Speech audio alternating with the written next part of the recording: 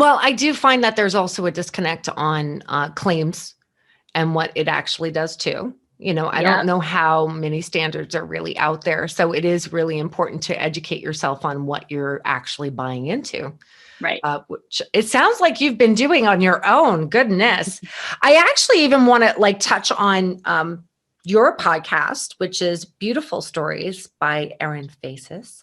And the funny thing is I mean, this I love because it really is about empowering and educating and really accepting who we are, and our own personal beauty and breaking those standards.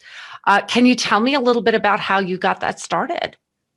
Oh yeah. So I had written a blog post on my 42nd birthday. And it was, I think the title of it was something like, "Am I too big to run a beauty company?" Meaning, am I too like curvy? And I wrote it because I was tired of apologizing for what I looked like. And for not being as thin as I used to be, and for feeling ashamed that I wasn't as thin as I used to be. And a lot of this was coming from me, but a lot of it was coming actually from family who I love and who I know love me. And so I wrote this post, and I had never had more feedback. And all the ways you get feedback. And it was all really positive, and women of all ages. And that really resonated with me, like clients in their 70s and then teenagers. Sorry, Jasper's having a moment. And so, hey, not right now. I'm trying to be a professional person. Okay. And hold on, he's got a toy up here. Okay, there you go. Sorry, Danielle. No, don't worry about it. Okay, editors, so sorry. And so I got this awesome response. I was so grateful. And I was like, and one person, actually more than one person, said, "This made me feel seen and heard. You telling your story made me feel seen and heard." And I was like, well, this is one story. And how many other stories from other people could make people feel seen and heard? And how wonderful would that be? And so that's when I was like, that's what I want to do on our podcast. And so we basically just tell stories about how women have struggled with a standard of beauty that they didn't feel like they were measuring up to. And how did they get past that? Or how are they in the process of getting past it? And it involves everything you could think of. It's such a... Sorry, dog toy. That's okay. It's such a wide... I'm not even sure what the right word. It is such a phenomenon about the beauty standards and what we're expected to live up to, and not really having an understanding that in order to really bring out your true beauty is accepting yourself and who's inside. It's hard. It's hard. I have these conversations with my girlfriends all the time. Even for myself, it's not easy.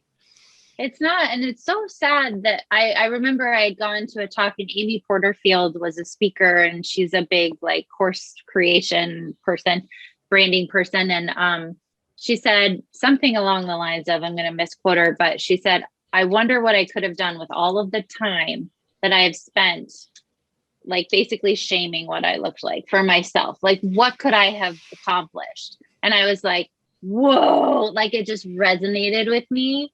And I was like, I don't want to I'm already going to repeat this to a few people I know, right? It was so useful for me. Because I think we all just go, yeah. And every single woman I know, almost, we've had a couple on there that are like, "I'm actually okay." And I'm like, talk about it. How are you okay? Teach us. I know. Teach us your ways, oh great one. Yes, great guru. Yeah. Because it is hard in the long run. I mean, and it's funny being in the beauty industry, such as yourself and myself as well. One of the things that we're always trying to do is to enhance different things and show how to do different things, makeup, hair, right, whatever. But in the same breath, you don't want to sit there and give the message that we're diminishing your beauty, because really, in all honesty, each and every one of us are. So Yeah. how do you communicate that authentically? I feel very strongly about this.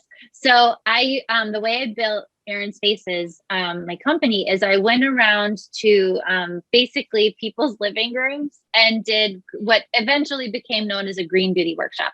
And in the workshop, you've got women who never wear makeup and don't want to. And then you've got women who wear like 5 eyeshadows and like a lip liner, a lipstick, a gloss, a shimmer, highlighter, the whole thing.